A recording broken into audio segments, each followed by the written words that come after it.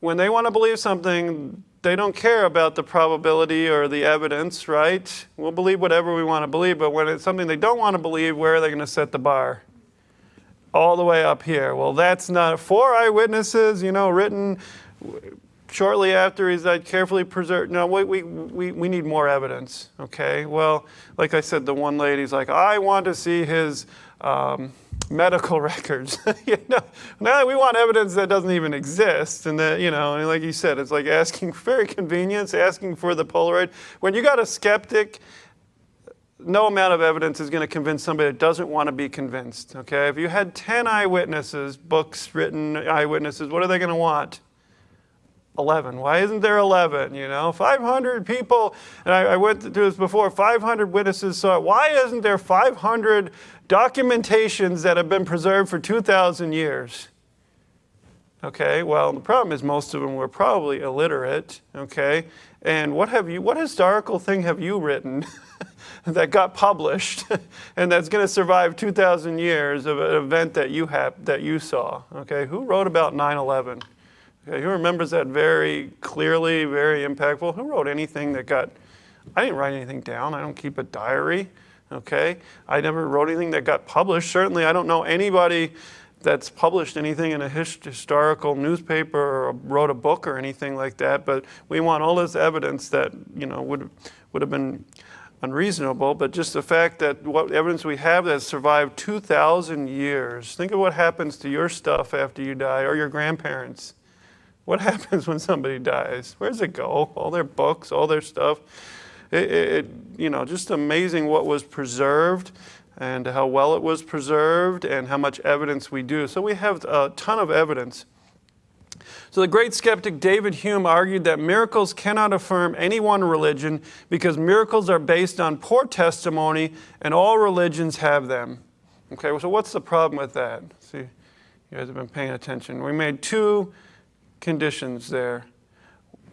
Is that true? What's the problem? Well, we'll look at it. Number 1 is we have good testimony. We have very precise, accurate testimony. And do all religions have them? Do all religions have miracles? No, we're going to look at that. In other words, miracle claims are self-canceling. Unfortunately for Hume, his objection, what they're saying is all these religions have it, so it's self-canceling. They're just kind of making it up. But it's not the case. His objection does not describe the actual state of affairs. First, Hume makes a generalization, a hasty generalization, but by saying that alleged miracles from all religions are alike. As we've talked about, miracles associated with Christianity, they're not based on poor testimony. Okay, we have multiple eyewitnesses, which would convict in a court of law if you had 2, 3, 4 people giving basically the same accounts. Okay, that would be enough. They're based on early eyewitness, multiple source testimony, as we've gone through. It's unrivaled in any other world religion. No other religion has verified miracles like those of the New Testament. Okay, they don't claim that. Second, Hume's objection is prior to the discoveries of modern science that confirm that this is a theistic universe. We kind of went over this before, whether miracles can happen. That this is a theistic world. Can miracles happen? Absolutely. Okay, if there is a God outside the box that created the box, he can reach in and do whatever he wants, whenever he wants, right? Okay, and like I said, if you're an atheist, you still have to believe in miracles, and in miracles without a miracle worker is even more miraculous. Okay, miracles that just suddenly happen is more amazing. But since it's a theistic universe, Judaism and Islam are the only other major world religions that could possibly be true. And miracles of the Old Testament, what do? They confirm Christianity. Okay, we believe in all the miracles of the Old Testament, all the miracles Judaism believes. That confirms the same God. We believe the same thing. So the other one is we're left with what other major world religion? Islam. Okay, that's the only one that could possibly cancel out the miracles of Christianity. But we said this before, are there any verifiable miracles? No. Even Muhammad said, they asked him to do miracles to show, and he said, I can't do them. Okay, some weird ones were written later, like 100 years later, but had no eyewitnesses, that trees and mountains bowed to him, and just some really weird things. Okay, no eyewitnesses there, and he himself said, I can't do any miracles, didn't claim to. Okay, Jesus performed more than 30 miracles that were instantaneous, always successful, and unique. Some were even predicted. So we have a so-called, faith healers, okay, and they can't do that. They claim partial success, affect only psychosomatic cures. Some of it, what does that mean? It's in their head, okay? They come in and they've documented this and just they're just overcome, and it's a lot of mental stuff, and then they feel healed, and then they go out and realize they still got the problems, okay? So there's that. They engage in trickery. Could be satanic signs. The devil does have power. Or rely on naturally explainable events. In fact, no contemporary healer even claims to be able to heal all diseases instantaneously with 100% success. Okay, I know you heard of Benny Hinn, these faith healers. Well, you got to come and pay, and then what happens if they don't heal them? Whose fault is that? It's your lack of faith, right? That's the reason you're not getting healed, is you've got lack of faith, okay? It's a con. These people, if they really had that power, what would they do? Jesus sat there and people lined up and he healed all of them, okay? And there's a lot not even documented, okay? If they could do that, go to Roswell and just start healing everybody. They don't do that, okay? But if they really had that power, they could. But Jesus and his apostles did. This demonstrates the unique God-authenticating nature of the New Testament miracles against all other supernatural claims of any religion. In short, nothing cancels the miracles of the New Testament. So we have even the apostles, and what did he say? I read a verse a while ago, and he said, all these miracles that I did, he's telling them, and if he didn't do them, he couldn't be writing about it. These weren't written 100 years later and, we did all these miracles. They were written when the people and eyewitnesses and the people that were healed would still be alive. Okay? I cannot go and start saying, I did all these miracles. You'd be like, well, who did you heal? Who saw it? Remember when I went to your city and I healed all these people in San Diego, California? It'd be like, no, I don't remember. Nobody remembers. Okay, that would be disputed and shot down. But so no other religion really even claims that except Judaism, which is what we use, and we believe in that as well.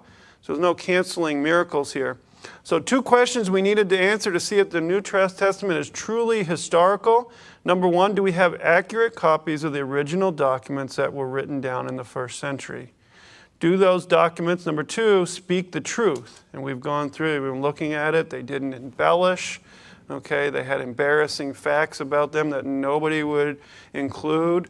Okay, if you're making up a story, you would never make up anything like what was the resurrection, and women were the main witnesses. The men were all afraid and ran away, and the women were the only ones that weren't afraid. And it's just very plainly written. It's just, I appreciate the honesty of the Bible when it goes through, and it shows their good points and it shows their flaws. And it's something we can learn from, but it doesn't, make everybody this great leader. You can tell, a lot of, like Egyptian pharaohs and kings, what are they going to have stuff only written? Their successes, and they're amazing, but it's got David's shortcomings. I'm sure David wasn't pleased to have a book written that showed all of his failures and stuff and what he did for everybody to read, but it's just very accurate. As we have seen, the evidence is strong that the answer of both those questions is yes. In other words, we can be sure beyond a reasonable doubt that the New Testament is historically reliable. We can conclude that the major events of the New Testament really occurred nearly 2,000 years ago. Jesus really lived, taught, performed miracles, died by crucifixion, then rose from the dead. And we looked at all the possible arguments that they're making up 2,000 years later that, he didn't really rise from the dead, and these theories. And do they have any evidence for that? No, they don't. Okay, that when somebody makes up a wild theory, well, what evidence do you have for that? Make them, okay, we have to have evidence of the resurrection, but if they're making up wild theories against it, well, what evidence do you have? Do you have anybody in the first century that said that or believed that or saw that? Nobody. The really only thing written in the first century was what? The disciples stole the body, which we went through and is just utterly ridiculous and not plausible. That's the only thing they could even come up with back then to explain it away, and I think the Jews still believe it. But if you're still not convinced, consider one more piece of corroborating evidence: the incredible impact of Christ's life as expressed in a short sermon excerpt that is often titled One Solitary Life. I'll just read this. He was born in an obscure village, the child of a peasant. He grew up in another village where he worked in a carpenter shop until he was 30. Then for 3 years he was an itinerant preacher. He never wrote a book. He never held an office. He never had a family or owned a home. He didn't go to college. He never lived in a big city. He never traveled 200 miles from the place where he was born. He did none of the things that usually accompany greatness. He had no credentials but himself. He was only 33 when the tide of public opinion turned against him. His friends ran away. One of them denied him. He was turned over to his enemies and went through the mockery of a trial. He was nailed to a cross between two thieves. While he was dying, his executioners gambled for his garments, the only property he had on earth. When he was dead, he was laid in a borrowed grave through the pity of a friend. 20 centuries have come and gone, and today he is a central figure of the human race. I'm well within the mark when I say that all the armies that ever marched, all the navies that ever sailed, all the parliaments that ever sat, all the kings that ever reigned, put together, have not affected the life of man on this earth as much as that one solitary life. And you think, how do you have such an impact? Well, he did miracles. He rose again. He's God. If there's no resurrection, how could this be the most influential life of all time? We don't have faith to believe that this one solitary life from a remote ancient village could be the most influential life of all time unless the resurrection is true. And we looked at the impact of how Christianity spread. Okay, was it encouraged by the government? What happened? They were persecuted, put to death, and that's how it spread. You look at Islam. How did that spread? Through the sword, through armies, through conquering, through forcing people to convert or die. That's how, of course, you're going to spread if I'm forcing you to, and you can't get out, or even today, you can't leave. I saw a video, and they asked them, under Sharia law, can you leave the Muslim faith? What's the consequence? And the guy didn't want to say, and finally he said it. It's death, okay? It's death. If they leave under Sharia law, if you leave from being Muslim, that's your punishment, is death, okay? I'll say it, it's a cult. If you can't get out, death is the only way out. That's you don't have a choice to be in, and you can't get out. That's a definition of a cult. So we're just looking at that, the differences. How did that spread and take off if they just made up? Can you imagine being a disciple, scared, you stole the body, you're making a lie, you're dying for this lie, and this thing is spreading? I mean, it just doesn't make any sense. Okay, we looked at Watergate, and how long did it take them to cave? A couple weeks, right? The lie they had going there, just a threat of prison, was enough to crack people in 2 weeks. How about torture and whipping and cruel punishment and death? And they held to their story and they didn't recant because it was true. So we're looking at who is Jesus? Is he God? Is he a moral teacher? I remember my father used to say he's either God or he's the biggest liar and fraud in history, right? Okay, there's no middle ground. When somebody says that he's just a moral teacher, well, no, he's either God or he claimed to be God and he's the biggest liar ever. And he wasn't what he said he was, okay, and he's a fraud, okay? He can't be a good person if he's lying about who he is. So he's either God or, just have here, moral teacher. But we've established that the New Testament documents are historically reliable. We can be reasonably certain that Jesus said and did what are in those documents, including his resurrection from the dead. So we're looking at who is Jesus. What did he say about him? Is he really God, as Christians claim? So a lot of old religions, they say recognize Jesus, okay, as a good person, as a prophet. And Christianity doesn't recognize any of those other religions, but they all recognize Jesus. We're going to investigate his claims. We need to take a look at the messianic predictions. We've been alluding to these. This will help us to discover Jesus' true identity, as also provide further evidence relating to the authenticity of the New Testament. Okay, one of the great proofs of Is Jesus who he said he was? Is he fulfilled prophecy? And we read a story here. In early 1966, Barry Leventhal was a young Jewish man on top of the world.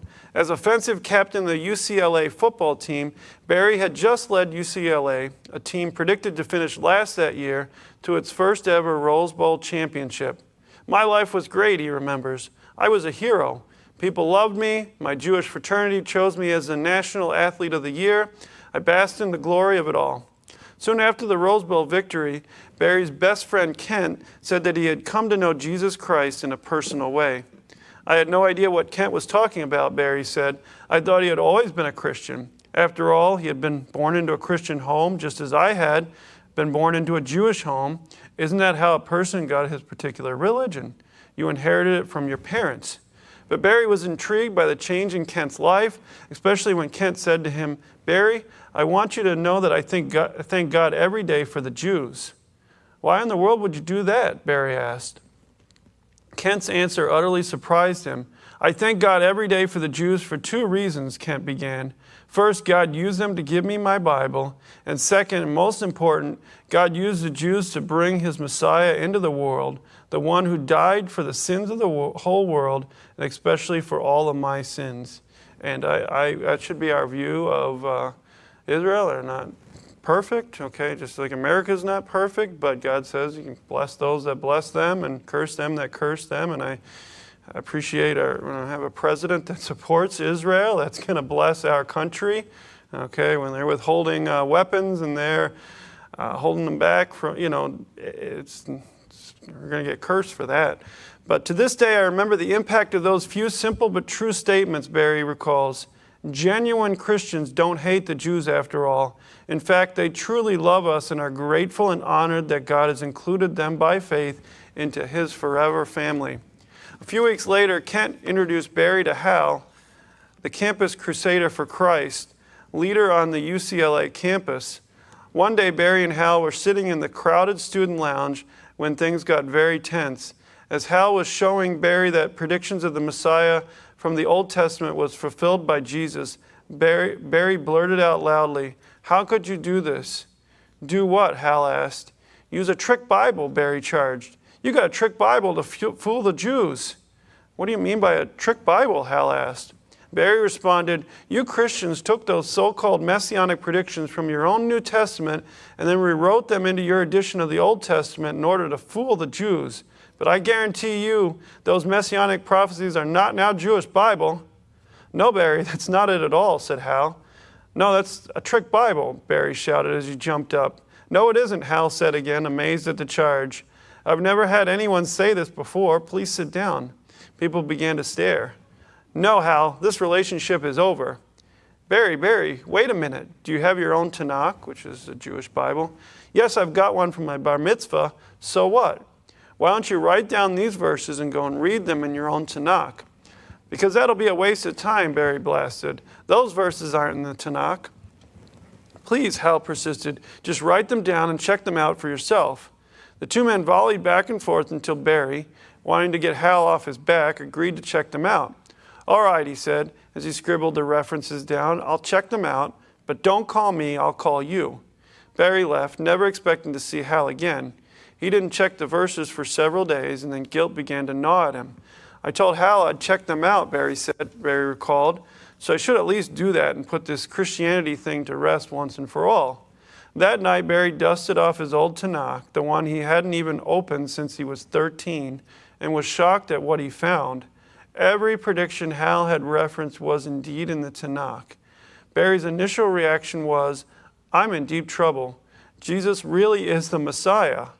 But at this point, Barry's acceptance was only intellectual. He immediately began to worry about the implications if he made his discovery public. If I accept Jesus as the Messiah, what will my parents think? What will my Jewish fraternity friends do? What will my rabbi do? You're going to find a lot of people that they don't want to believe because of the consequences, right? They're going to lose their family, they're going to lose their community, they're going to be shunned,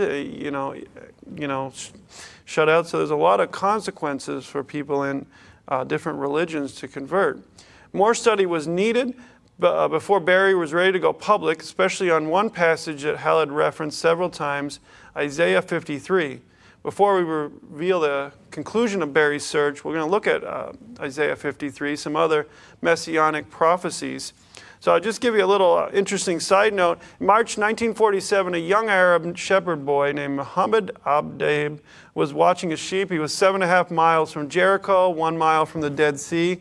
He was tossing a rock at a stray goat, and he heard the sound of breaking pottery. And what ensured was one of the greatest archaeology discoveries. Anybody know what that was? The Dead Sea Scrolls, very good. So they excavated the area caves through 1956. They found numerous scrolls and thousands of manuscript fragments were found in pottery that had been placed there over 2,000 years ago. A Jewish religious sect known as the Essenes. The Essenes existed as a group from 167 BC to 68 AD. They had broken away from the temple authorities, established their own monastic community in the Judean desert near Qumran. One of the scrolls found in Qumran is now known as the Great Isaiah Scroll. It dated from 100 BC. It's a 24-foot scroll. It's the complete book of Isaiah. It's the oldest biblical scroll in existence. It's protected in a vault in Jerusalem, but there is a copy. It's on display at the Book Museum in Jerusalem. Well, think about the amount of work they had to do a 24-foot scroll. Can you imagine writing that and then messing? You had to be so careful. It's not like you can. I remember the old typewriters, and you hit the little whiteout thing, and you didn't want to make a lot of mistakes. It's a pain. Now we got computers, and you just fly, and you can correct it so easily. I couldn't imagine handwriting this 24-foot scroll and the amount of concentration to not mess up, make any mistakes. If they made one or two, they had to get rid of the whole thing and start again. So it's not a job I would really like. But the importance of this discovery is not just that the scroll predates Christ and is in good condition. It contains perhaps the clearest, most complete prophecy about the coming Messiah. Isaiah calls the Messiah the servant of the Lord, and he begins to refer to the servant in chapter 42. Turn to Isaiah while I'm speaking here. Isaiah chapter 52. Starts in 42, is known as the servant song. However, the servant is most often referred to as the suffering servant because of the vivid description of his sacrificial death in Isaiah 53. So we're going to look at this Isaiah 52. Look at verse 13 if you can. I'm going to read this section. It says, "Behold, my servant shall deal prudently. He shall be exalted and extolled and be very high. As many were astonished at thee, his visage was so marred more than any man, and his form more than the sons of men. So shall he sprinkle many nations. The kings shall shut their mouths at him. For that which had not been told them shall they see, and that which they had not heard shall they consider. Who hath believed our report, and to whom is the arm of the Lord revealed? For he shall grow up before him as a tender plant, and as a root out of a dry ground. He hath no form nor comeliness, and when we shall see him, there is no beauty that we should desire him. He is despised and rejected of men, a man of sorrows and acquainted with grief. And we hid as we were our faces from him. He was despised, and we esteemed him not. Surely he hath borne our griefs and carried our sorrows. Yet we did esteem him stricken, smitten of God, and afflicted. But he was wounded for our transgressions, he was bruised for our iniquities. The chastisement of our peace was upon him, and with his stripes we are healed. All we like sheep have gone astray, we have turned every one to his own way, and the Lord hath laid on him the iniquity of us all. He was oppressed, and he was afflicted, yet he opened not his mouth. He is brought as a lamb to the slaughter, and as a sheep before her shearers is dumb, so he openeth not his mouth. He was taken from prison and from judgment, and who shall declare his generation? For he was cut off from the land of the living. For the transgression of my people was he stricken. And he made his grave with the wicked, and with the rich in his death, because he had done no violence, neither was any deceit in his mouth. Yet it pleased the Lord to bruise him. He hath put him to grief when thou shalt make his soul an offering for sin. He shall see his seed, he shall prolong his days, and the pleasure of the Lord shall prosper in his hand. He shall see the travail of his soul, and shall be satisfied. By his knowledge shall my righteous servant justify many, for he shall bear their iniquities. Therefore will I Divide him a portion with the great, and he shall divide the spoil with the strong, because he hath poured out his soul unto death, and he numbered with the transgressors. And he bare the sin of many, and made intercession for the transgressors. So who do we think this is referring to? Jesus, of course, yes. So Barry had a good idea who. He's reading this out of his own Tanakh, okay, not another version from the Christians. He was startled at the parallels of Jesus. He was still a bit confused, so he wanted to give his rabbi a chance to explain. He said this, I vividly remember the first time I seriously confronted Isaiah 53. I went to my local rabbi and said to him, Rabbi, I have met some people at school who claim that the so-called servant in Isaiah 53 is none other than the Jesus of Nazareth. But I would like to know from you, who is the servant in Isaiah 53? Barry was astonished by the response. The rabbi said, Barry, I must admit that as I read Isaiah 53, it does seem to be talking about Jesus. But since we Jews do not believe in Jesus, it can't be speaking about Jesus. Great logic there. Yeah, it really seems it's all the evidence is pointing there, but it seems we believe that can't be the person. It can't be the person. Okay, that's what you're dealing with. At least he's honest to say that. Okay, Barry didn't know about formal logic at that point, but he knew enough to say to himself, that just doesn't sound kosher to me. Sounds evasive and even fearful. Today, Barry observes, there are none who are deaf as those who do not want to hear. Okay. For those who do want to hear, Larry Heiler does a fine job of summarizing the characteristics and accomplishments of Isaiah's servant. Beginning with the first servant song in chapter 42, he makes some observations, which I'm going to read. He is elected by the Lord, anointed by the Spirit, and promised success in his endeavor. Chapter 42, verse 1 and 4. Justice is a prime concern of his ministry. Chapter 42, verses 1 and 4. His ministry is an international scope. 42, 1 and 6. God predestined him to his calling. Chapter 49, verse 1. He was a gifted teacher. 49, verse 2. He experiences discouragement in his ministry. 49, verse 4. His ministry extends to the Gentiles. 49, 6. The servant encounters strong opposition and resistance to his teachings, even of a physically violent nature. Chapter 50, verses 4 through 6. He is determined to finish what God called him to do. Chapter 50, verse 7. The servant has humble origins with little outward prospects for success. Chapter 53, verses 1 and 2. He experiences suffering and affliction. 53, verse 3. The servant accepts vicarious and substitutionary suffering on behalf of his people. 53, verse 4 through 6. He is put to death after being condemned. Chapter 53, verses 7 through 9. Incredibly, he comes back to life and is exalted above all rulers. 53, verses 10 through 12. Chapter 52, verses 13 through 15. In addition to Heiler's observations, we note the servant is also sinless in chapter 53, verse 9. So if you want a copy of these, I have them written out here. I know I went through that fast, but just all the parallels that are in Isaiah about Christ, just a casual reading of the passage should leave little doubt that the suffering servant is Jesus. In fact, the traditional Jewish interpretation of the servant passage was the predicted Messiah. So they already read this and they already said, this is the Messiah. Okay, they had that figured out. That was and changed until the Jews began having more contact with Christian apologists about 1,000 years ago, which point they reinterpreted the suffering Christ to be the nation of Israel. So they knew before Jesus came this was talking about the Messiah. Okay, they even knew after, and then they're like, oh, well, this lines up with the Messiah. We don't believe Jesus is the Messiah, so we got to change the meaning, okay, which is said.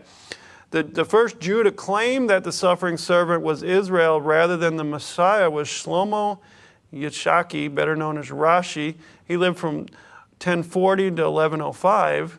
Today, Rashi's views dominate Jewish and rabbinical theology. So now they're, instead of, at least that first rabbi was honest and said, yeah, that's Jesus, okay, and didn't try to give this other interpretation, which they didn't believe.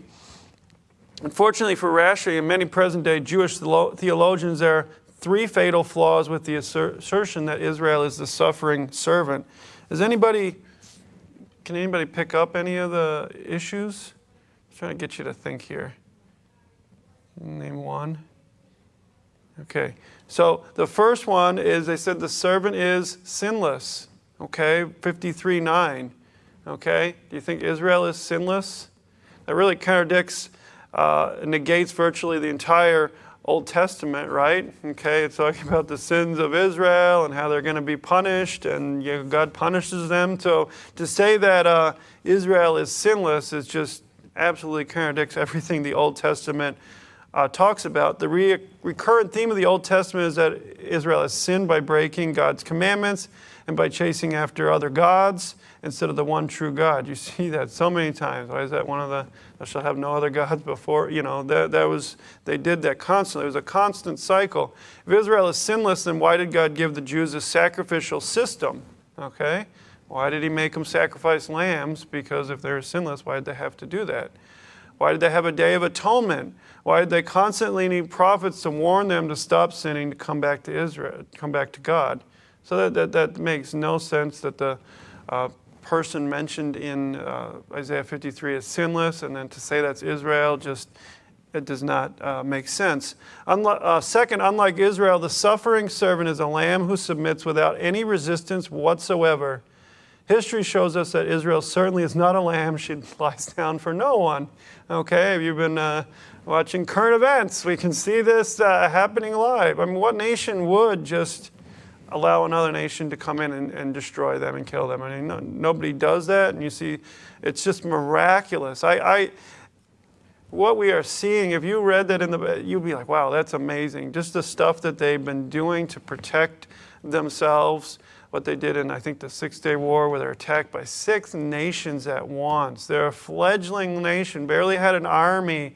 They had to steal some military equipment from the British and left over from World War II, and these armies just attack them all at once, and they defeat them all. And just the stuff we're seeing now, the whole wiping out Hamas and Hezbollah and Iran, and I'm like, that's amazing, okay? They're not lying down. They're very good at protecting themselves, but they're not a lamb. They're not lying down like it talks about the servant, 53 verse 7. It's talking about Jesus. He took his punishment. He could have called 1,000 angels and, could have destroyed everything, He had that power, but he chose to go to the cross. Third, unlike Israel, the suffering servant dies as a substitutionary atonement for the sins of others. But Israel has not died, nor is she paying for the sins of others. No one is redeemed on account of what Israel does. Nations and the individuals that comprise them are punished for their own sins. So 3 reasons why they're the only possible explanation the Jews have for Isaiah 53 does not make sense. And it came 1,000 years after Christ. This Johnny-come-lately interpretation of Isaiah 53 appears to be motivated by the desire to avoid the conclusions that Jesus is indeed the Messiah who was predicted hundreds of years beforehand. There's no legitimate way to avoid the obvious. Remember, the Isaiah scroll was written 100 years before Christ. That's when it was written. We know the material it contains is even older. Okay, so they didn't go backdate some scrolls and put this in here to line up with what Jesus did. Okay, well, let's throw in there. He was born in Bethlehem. Let's go back and throw this in here. Okay, we know that scroll there was written 100 years, and it wasn't discovered till 1956, and we know Isaiah was written even further back than that. The Septuagint, which is the translation of the Hebrew Old Testament into Greek, is dated about 250 BC, so the Hebrew original must have been even older. Further manuscripts or manuscript fragments of all the Old Testament books except Esther were found with the Dead Sea Scrolls. There's no doubt that the Old Testament, including the suffering servant passage, predates Christ by several hundred years. So they have no way to explain this. This was written long before Christ came. I was reading a book. It's called Lee Strobel's Case for Christ. And when he was a lawyer and he's studying this, and one of the things that converted him was this messianic prophecy. And he went to his workplace and he showed them Isaiah 53 and asked his lost co-workers, read this, who do you think that's talking about? And every one of them said, oh, that's Jesus. It's like even the lost people can read that passage and clearly it's not, sometimes people make these predictions and they take this and, this 7, these 1,000 steps, means you times that by 7 and you make it 1,000, they really twist, the one guy who said a few years ago, what was his name, said the end of the world was coming and the big one, it was a couple of years ago, he had it all figured out, and he twisted this and got this, and this number, and we take this number from this, and it's like, you really have to twist things to get some of their prophecies, and supposedly the world was going to end a couple of years ago, and it didn't. But this is pretty clear. Any lost person, any non-Christian can just look at this and read that. Even a Jew can look at that and say, I know that's talking about Jesus, and it is just so obvious. So next week we're going to look at some other prophecies that talk about that Christ fulfilled and written hundreds of years, thousands of years before he came.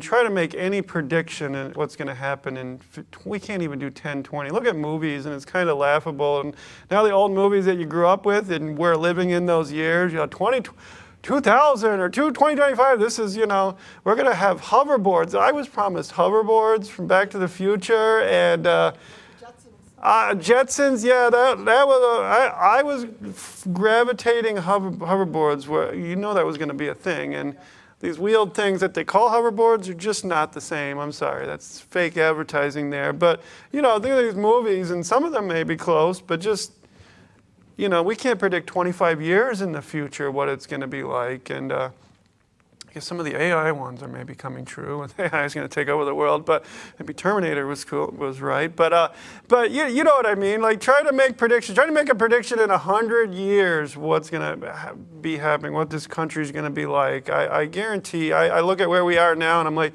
25 years ago, if you told me some of the things that are happening, I would have been like, no way. Like this is crazy. If you told me 25 years ago, we'd have boys competing against girls and beating the girls and that would be okay. I'm like, no way, you're crazy. Like, I just couldn't make that prediction. And I'm like, I would have laughed at you and said, you're crazy. Boys can go and get changed in the girls. We got no problem with that. And you're crazy if you don't believe it. I'm like, no way. We're not that insane. Well, that's where we are. So I obviously can't see in the future here. But to make these prophecies and they all come true. So we're going to look at more next week, just showing the veracity, the truth of Jesus, that he came, that he was God, he fulfilled prophecy, he did miracles, he resurrected, he rose from the dead. All right, let's close in prayer. Dear Heavenly Father, we love you, dear Lord. Pray, thank you for the opportunity to study what you've done and just the evidence we have for you coming and just bless the people here. We love you in Jesus' name. Amen.